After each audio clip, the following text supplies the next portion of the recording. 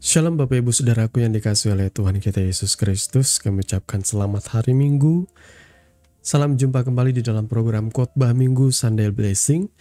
Bersama saya Billy Elia yang akan menyampaikan khotbah kebenaran firman Tuhan. Agar kita sekalian Bapak Ibu Saudara boleh bertumbuh di dalam iman, di dalam pengharapan, dan di dalam kasih kita yang sejati. Oleh Tuhan kita Yesus Kristus yang sudah menebus dan menyelamatkan kita.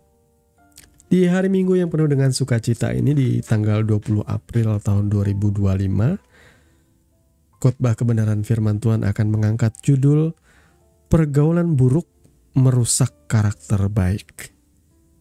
Nah, firman Tuhan terambil dari 1 Korintus pasal 15 ayat 33 sampai dengan ayat yang ke-34 yang berkata, "Janganlah kamu sesat. Pergaulan yang buruk merusakkan kebiasaan yang baik.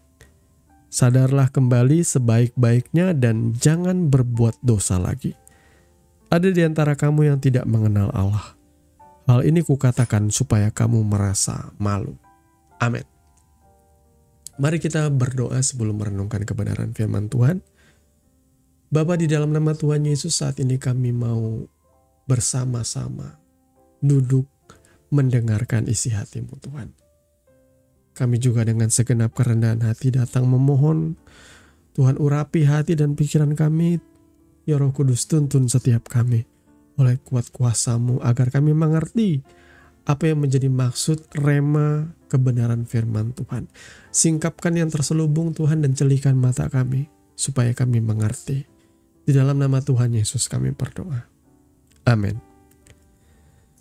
Bapak Ibu Saudaraku yang dikasihi oleh Tuhan kita Yesus Kristus ya. Terlepas dari rentang umur kita sekalian, saudara dan saya harus menyepakati bahwa bergaul dengan orang yang berkelakuan buruk ya, atau pergaulan yang buruk itu jelas akan merusak karakter kita yang baik. Kebiasaan yang baik, ketekunan yang baik akan rusak dipengaruhi oleh mereka yang bergaul dengan orang-orang berkarakter buruk. Bapak Ibu Saudara, terus terang, saya ini hamba Tuhan, saya ini pelayan Tuhan. Saya pernah menjadi pendeta muda, saya pernah menjadi pendeta pembantu di beberapa sinode gereja. Tapi ketika saya mulai masuk ke dalam dunia wirausaha, saya bergaul dengan orang-orang yang suka memaki, suka menyumpah, suka berkata-kata kasar. Padahal umur saya sudah lumayan pada waktu itu ya, sekitar 30-an tahun awal ya. Memang masih muda ya untuk anak laki-laki. Saya pikir saya seorang hamba Tuhan tentu bisa memilah dan memilih apa yang saya keluarkan dari mulut saya. Tapi tanpa saya sadari, karena saya biasa ngedengar mereka ngomong jorok, memaki, berkata asu, anjing. Tanpa saya sadari, ketika saya ngomong atau ketika saya kesal, terlontarlah dari mulut saya ucapan-ucapan kata-kata kotor, makian dan caci maki. Well, itu tadi, pergaulan yang buruk akan merusak kebiasaan yang baik. Itu cuma satu contoh sederhana. Ada begitu banyak contoh komplit dalam hidup ini. Memang kebenaran firman Tuhan ini saya ingin tujukan khusus bagi orang-orang muda. Karena biasanya orang-orang muda ini tidak pintar memilah dalam bergaul. Mereka asal merasa disambut, diterima, dianggap brother, punya tongkrongan atau teman yang baik yang menerima mereka. Ya, dia pikir bahwa disitulah tempat dia berada. Padahal pergaulan orang-orang ini sangat buruk. Saya bisa bilang buruk itu seperti apa? Tidak punya tujuan hidup. Kerjaannya cuma nongkrong ngajak mabok-mabokan, menikmati rokok dan minuman keras, sesekali ditawarin ngobat, mulai dari obat-obat batuk sampai dengan obat-obat yang ya membuat berhalusinasi seperti itu. Sampai pada titik level juga obat-obat yang terbilang sebagai narkotika yang dilarang oleh negara, oleh pemerintah. Orang-orang tidak bisa menakar atau memilah pergaulan, khususnya orang-orang muda. Sekali lagi, mereka pun enggan meninggalkan pergaulan. Mereka anggap bahwa aku sudah sohib kental, sudah akrab, sudah terlanjur seperti saudara. Tapi tanpa dia sadari, pergaulan itu merusak dia pelan-pelan. Ya, saya mengenal beberapa orang yang dulunya tekun berbakti, beribadah, melayani. Ya, saya tidak bilang juga bahwa itu adalah tujuan hidup kita ya. Tapi saya mau bilang, mereka punya kebiasaan yang baik lah. Bertutur kata baik, punya perilaku baik, menjaga kesucian dan sebagainya. Tapi kemudian dia akhirnya karena kerjaan mulai mengendorkan ketekunannya, kerajinannya di dalam mengikuti Tuhan. Dan tanpa terasa dia mulai merasa bahwa ya gak apa-apa lah. Gak ibadah lagi juga gak apa-apa. Gak dengar firman juga gak apa-apa. Ya, nanti aja ada kapan tertentu aku ada waktu ya aku pergi berbakti, beribadah, membaca firman Tuhan. Dulunya rajin sudah mulai malas. Ya mungkin aku bukan hamba Tuhan. Aku dipanggil untuk bekerja, jadi aku gak perlu seperti pendeta lah. Jadi gak harus siang malam merenungkan firman. Akhirnya karena meninggalkan kebiasaan-kebiasaan itu dan dia mulai lebih happy bergaul dengan teman. Nongkrong bercerita sambil menenggak minuman keras. Ngisep-ngisep rokok. Tadinya sudah menjauhkan diri dari rokok. Tiba-tiba karena teman-teman ngerokok, aku ikut ngerokok. Lama-kelamaan akhirnya kecanduan. Gak cukup sebat, 2 bat. Akhirnya 1 bungkus, 1 selop. Sampai ya tidak bisa lepas dari yang namanya rokok. Mulai mabuk-mabukan, mulai naik tuh setelah rokok, minum, mabuk-mabukan, mulai pakai narkoba, mulai lupa. Karena apa? Karena kebiasaan baiknya sudah digantikan dengan yang buruk. Pergaulan buruk itu jelas merusak kebiasaan yang baik, saudaraku. Saya tidak bosan-bosan juga cerita ya, karena ya itu memang biasa sih, kata orang biasa aja berteman, minum-minum. Ya, saudara memberikan ruang untuk itu. Ya, kalau saya tidak sepenuhnya juga sih, memang ini adalah gray zone saya bilang. Zonanya masih abu-abu. Antara bolehkah minum minuman keras? Bolehkah kita menegak anggur dan segala macamnya? Kalau kita lihat di dalam Perjanjian Baru, Yesus mengubah air biasa itu ya menjadi anggur. Tapi kita harus juga melihat konteksnya. Karena budaya di Timur Tengah pada bangsa itu, khususnya di tengah-tengah kehidupan orang Israel, ya di dalam pernikahan tuan rumah harus menyediakan anggur bagi tamu-tamu yang datang, dan itu adalah momen perayaan. Jadi saya juga tidak ingin menggunakan ayat ini untuk membenarkan kita yang suka mabuk ya, karena konteksnya sudah jelas berbeda. Kebanyakan Bapak Ibu Saudara yang mungkin hobi mabuk itu karena memang saudara ketagihan dengan itu. Saudara menjadikan kehidupan bermabuk-mabuk ria itu sesuatu rutinitas yang harus dilakukan tiap minggu ada, seperti itu, nongkrong sama teman mabuk-mabuk dan merusak tubuh seperti itu. Karena ya apapun ayat yang saudara kutip untuk membela diri saudara atau membenarkan kemabukan dan pesta poramu justru menunjukkan bahwa engkau bukan manusia rohani. Justru engkau adalah manusia duniawi yang selalu ingin mencari ayat untuk membenarkan hawa nafsumu. Ya, saya pernah cerita kan kemarin ya saudaraku ya. Ketika saya bertobat, sebelum saya bertobat tepatnya ya, dan mengenal Yesus, waktu itu saya masih SMA. Saya suka nongkrong dengan teman-teman saya.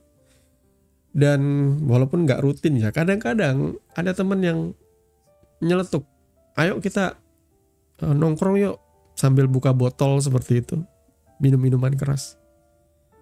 Ya, waktu saya belum mengenal Yesus ya seru-seru aja jelas. Karena di dalamnya ada gelak tawa, ada canda, ada curhat-curhatan. Mungkin saya naksir seorang gadis di sekolah. Lalu saya curhat sama teman bagaimana tipsnya, walaupun yang ngasih tips juga masih jomblo, belum laku. Tapi rasanya kebersamaan itu begitu memorable, menyenangkan. Ya, siapa yang masih tetap merasa bahwa nongkrong bareng teman mabuk-mabukan itu menyenangkan? Maka saya katakan, saudara masih belum mengenal kasih Tuhan. Ya, saya tidak perlu mencari semua itu untuk mencari kebahagiaan dan penerimaan dari dunia ini. Tidak perlu. Bagi saya kasih anugerah Tuhan sudah cukup, saudara ya. Ketika saya selesai bertobat dan pergaulan saya tidak tinggalkan. Satu kali saya sudah lahir baru, saya sudah bertobat.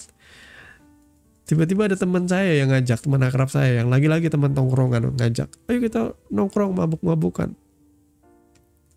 Wah, waktu itu saya merasa oke lah, saya ikut saudaraku ya.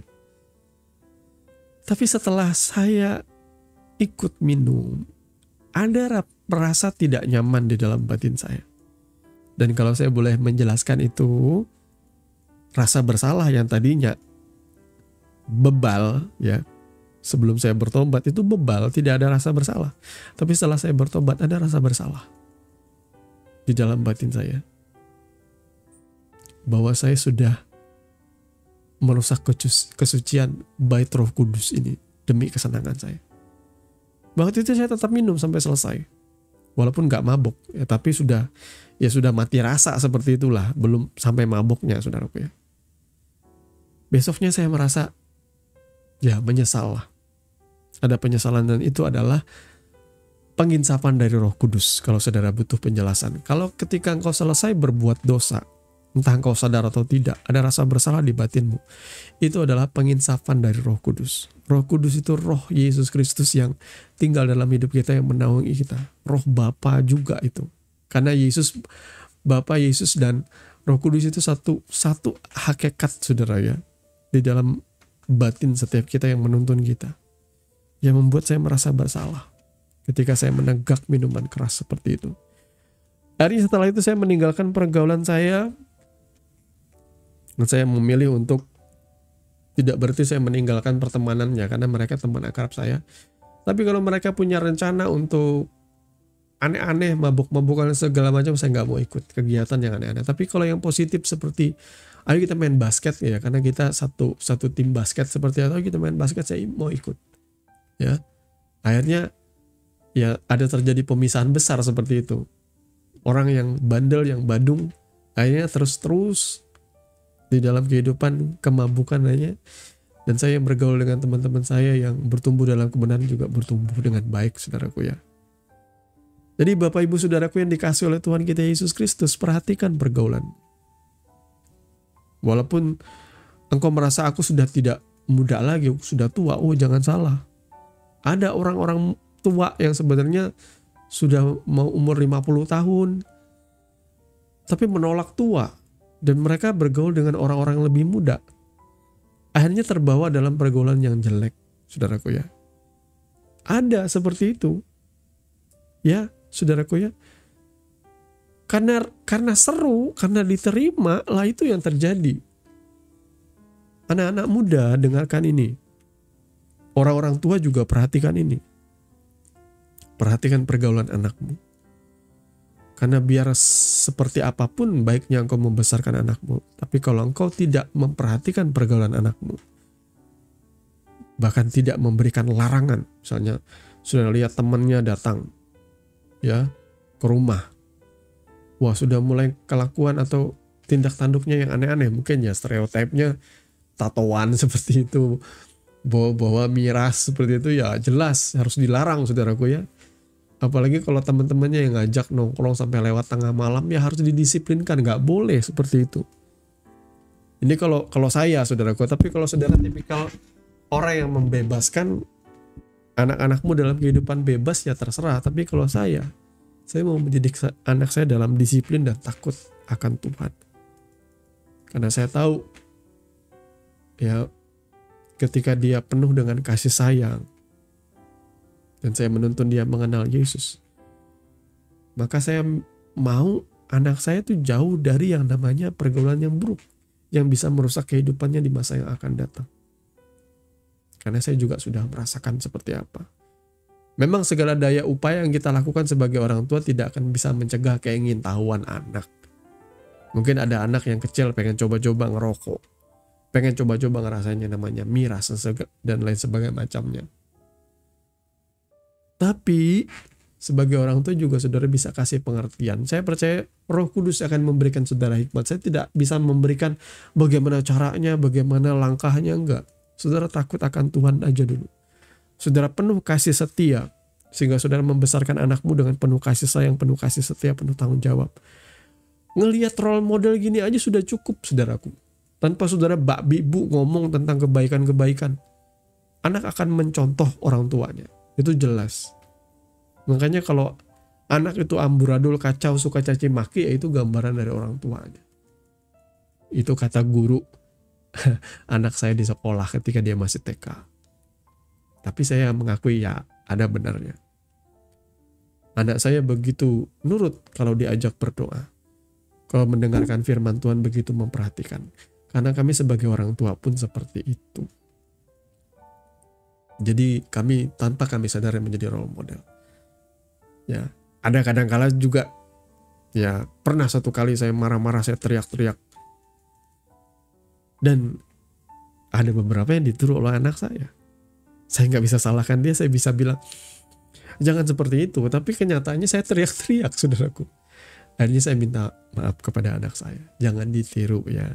Dan papa juga berusaha untuk tidak seperti itu lagi. Itu adalah perilaku yang jelek seperti itu. Saya mengakui kesalahan saya. Saya minta maaf dengan anak saya. Saudaraku yang dikasih oleh Tuhan kita Yesus Kristus, khususnya orang-orang muda nih, ya, perhatikan pergaulanmu. Kalau boleh, pilah dan pilih mana yang positifnya saja yang saudara ambil. Kalau yang berkenaan dengan olahraga, kalau yang berkenaan dengan berbakti, beribadah, atau hobi-hobi yang positif, silakan.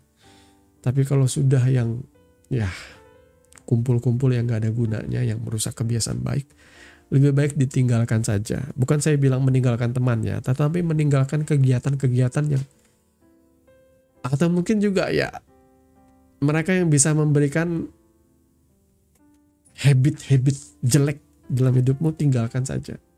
Maksudnya jangan terlalu akrab lah, saudara ya. Orang-orang yang males nih ya, orang-orang yang gak penuh semangat, sukacita, ya jangan terlalu dekat lah saudaraku. Tapi kalau saudara penuh dengan kasih Tuhan, saudara boleh menjangkau orang-orang ini. Saudara membagikan kehangatan dan sukacita Kristus dalam hatimu. Karena banyak kali orang gak bahagia juga oleh karena mereka terkungkung dengan penderitaan, tekanan dunia ini. Tapi kalau mereka memiliki Yesus Kristus, kebenaran itu dalam batin mereka, Roh Kudus seperti aliran air yang tidak pernah berhenti mengalir, membuat kesegaran jiwamu, saudara tentu akan bersuka cita.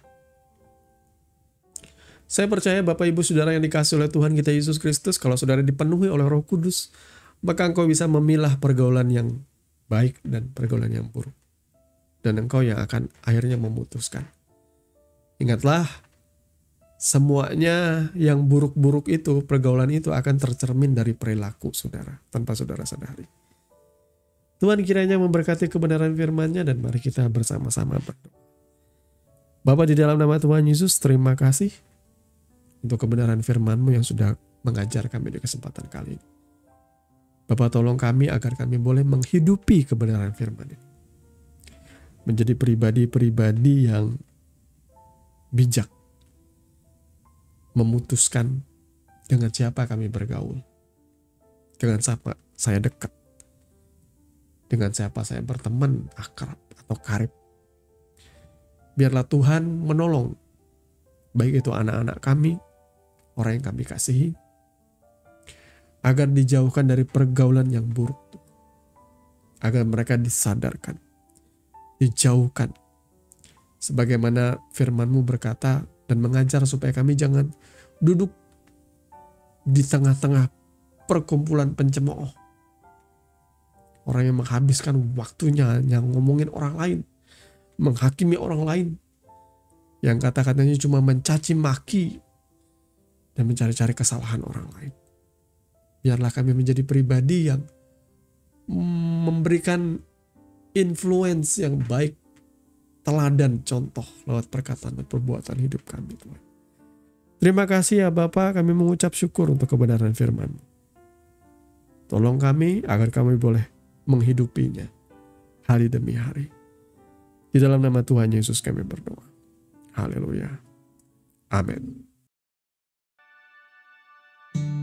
Bapak Ibu Saudara yang dikasihi oleh Tuhan kita Yesus Kristus, Anda baru saja mendengarkan kebenaran firman Tuhan yang kami percaya boleh menjadi dasar dan kekuatan di dalam setiap kehidupan saudara. Sampai bertemu di dalam renungan Sunday Blessing yang berikutnya. Kasih karunia di dalam Tuhan kita Yesus Kristus menyertai saudara sekalian. Shalom.